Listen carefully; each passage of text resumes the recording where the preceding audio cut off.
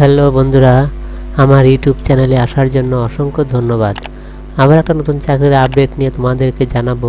সেটি হলো 625 শূন্য পদে গ্রুপ সি পদে চাকরি। যে সমস্ত চাকরির প্রার্থীরা চাকরির জন্য অপেক্ষা করে আছো তাদের জন্য দারুণ একটি সুখবর।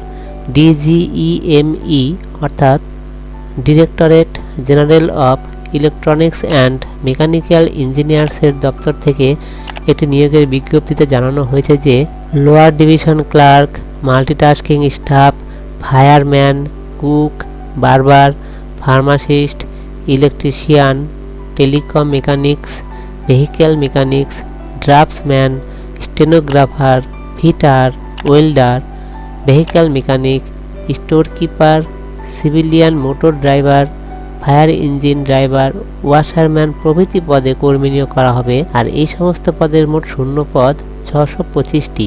এই সমস্ত পদের জন্য আবেদন করতে হলে এর যে শিক্ষাগত যোগ্যতা সেটি বিভিন্ন পদ অনুযায়ী শিক্ষাগত যোগ্যতা বিভিন্ন রয়েছে। তবে ন্যূনতম মাধ্যমিক পাশ থেকে শুরু হবে এই চাকরির ফর্ম ফিল আপ। সেই সাথে মাধ্যমিক, উচ্চ মাধ্যমিক এবং একাধিক শিক্ষাগত যোগ্যতার উপর ভিত্তি করে নিয়োগ করা হবে। আবার বিভিন্ন পদের জন্য আইটিআই পাসও থাকলে এই সমস্ত পদের জন্য আবেদন করতে পারবে। আর স্টেনোগ্রাফার ও লোয়ার ডিভিশন ক্লার্কের জন্য কম্পিউটার স্কিল টেস্ট দিতে হবে।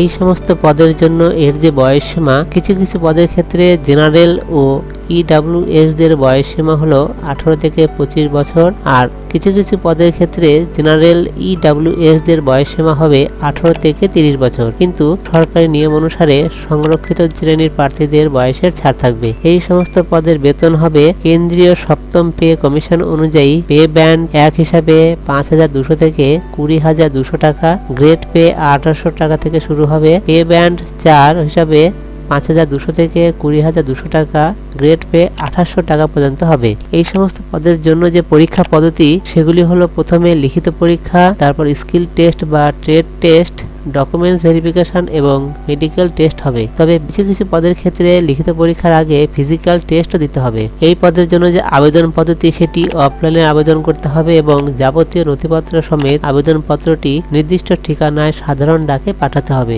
আর আবেদন ফি হিসাবে কোনো আবেদন ফি লাগবে না। আবেদনের শেষ তারিখ, বর্তমানে একটি শর্ট নোটিশ বেরিয়েছে, এখনো পর্যন্ত সেই পূর্ণাঙ্গ বিজ্ঞপ্তি বেরোয়নি। তবে এই পদের জন্য যেটি নোটিফিকেশন বেরিয়েছে সেটি বেরোনোর ঠিক 21 দিনের মধ্যে আবেদন কমপ্লিট করতে হবে। বন্ধুরা, এটাই ছিল আজকের নতুন আপডেট। যদি ভিডিওটি ভালো লেগে থাকে তাহলে অবশ্যই একটা লাইক, শেয়ার এবং সাবস্ক্রাইব করো। আবারও দেখা হবে নতুন একটি ভিডিওর সাথে। সবাই ভালো থাকবে। ধন্যবাদ।